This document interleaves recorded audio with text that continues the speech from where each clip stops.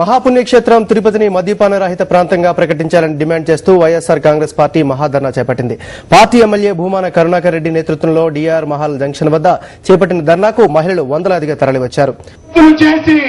తిరుపతి పవిత్రతను మంట కలిపి తిరుపతి ప్రజల జీవితాలతో చెలగాటమాడి తిరుపతి పవిత్రతను సర్వనాశనం చేస్తున్నటువంటి మనమందరము సామాజిక కార్యకర్తలంగా, ఒక బాధ్యత కలిగినటువంటి పౌరులంగా, ప్రజలు మంచిగా ఉండాలని కోరుకునేటువంటి వ్యక్తులంగా ఈ తిరుపతి పవిత్రత, ఈ ఆధ్యాత్మిక నగరం యొక్క సౌందర్యం, ఈ ఆధ్యాత్మిక నగరంలో ఉన్నటువంటి విశిష్టతను కాపాడటం కోసమని మనమందరము కొదమ సింహాల్లాగా పోరాడుదాం.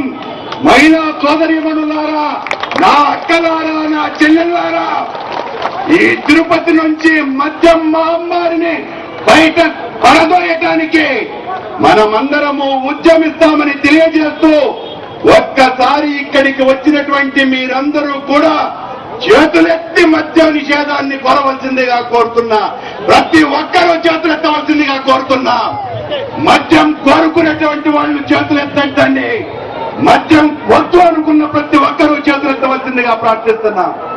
ఇది ప్రజాభిప్రాయం. ఈ ప్రజాభిప్రాయాన్ని చూసైనా ప్రభుత్వం మెడలు దిగి తిరుపతిలో మద్య నిషేధాన్ని విధించవలసిందిగా మరొక్కసారి డిమాండ్ చేస్తూ,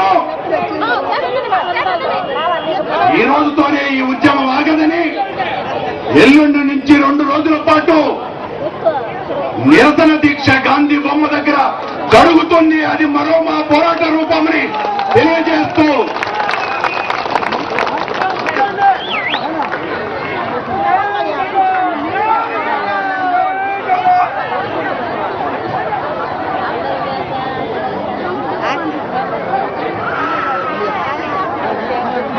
ఇప్పుడు మన శాసనసభ్యులు భూమాన కరుణాకర్ రెడ్డి గారు మన మద్య నిషేధంపై మన వైఎస్ఆర్ కాంగ్రెస్ పార్టీ చేయబోయే పోరాటాల గురించి, పోరాటాన్ని వివిధ రూపాల్లో తీసుకోబోయే ఈ తిరుపతిలో మద్యాన్ని నిషేధించేంత వరకు వైఎస్ఆర్ కాంగ్రెస్ పార్టీ నిలబడాలని రాబోయే ఎన్నికల్లో